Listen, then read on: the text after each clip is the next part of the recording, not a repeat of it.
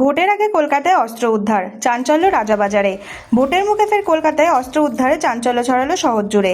রাজাবাজার এলাকার কাছ থেকে উদ্ধার হয়েছে 6টি আগ্নেয়াস্ত্র ও 14 রাউন্ড গুলি। পুলিশ সূত্রে জানা গেছে, গোপন সূত্রে খবর পেয়ে অভিযান চালিয়ে এই অস্ত্রগুলি বাজেয়াপ্ত করা হয়। ঘটনার 2 জনকে আটক করে জিজ্ঞাসাবাদ শুরু করেছে পুলিশ। কোথা থেকে অস্ত্র এলো এবং এর সঙ্গে কোনো বড় চক্র জড়িত কিনা তা খতিয়ে দেখা হচ্ছে। আসন্ন নির্বাচনের আগে এই ঘটনার নিরাপত্তা নিয়ে নতুন করে প্রশ্ন উঠছে। তদন্ত চালিয়ে যাচ্ছে পুলিশ।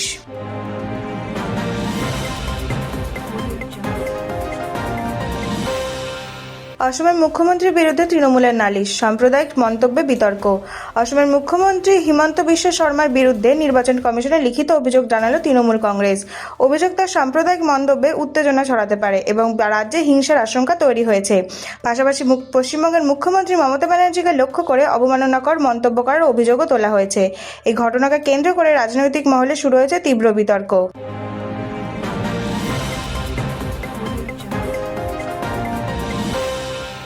বুথে কড়া নজরদারি, আসন্ন বিধানসভা ভোটে নিরাপত্তা স্বচ্ছতা বজায় রাখতে বড় পদক্ষেপ নিল নির্বাচন কমিশন। এবার প্রতিটি বুথের চারপাশে 100 মিটার জুড়ে সাদা চকে আঁকা থাকবে নির্দিষ্ট গণ্ডি। এই সীমার মধ্যে ভোটার ছাড়া অন্য কেউ প্রবেশ করতে পারবে না। বলা হচ্ছে, বুথের বাইরে অযথা ভিড়, রাজনৈতিক প্রভাব বা অশান্তি রুখতেই এই কড়া ব্যবস্থা।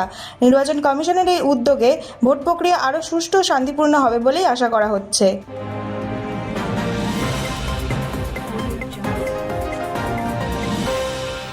মহিলা সংরক্ষণ বিল পাশ না হওয়ার পর জাতির উদ্দেশ্যে ভাষণ মোদির। আজ রাত 8:30 নাগাদ জাতির উদ্দেশ্যে ভাষণ দেবেন প্রধানমন্ত্রী নরেন্দ্র মোদি। লোকসভার মহিলা সংরক্ষণ সংশোধনী বিল পাশ করতে ব্যর্থ হয়েছে কেন্দ্র সরকার। প্রয়োজনীয় 2/3 সমর্থন না পাওয়ায় বিলটি খারিজ হয়ে যায়। গতকাল বিরোধী দলগুলি একজোটে বিল পাশ হওয়ার বিরুদ্ধে ভোট দেওয়ায় বিলটি পাশ হয়নি বলে সূত্রের খবর। ভাষণে তিনি এই ব্যাপারে কী বার্তা দেন, সেই দিকে এখন নজর দেশবাসীর।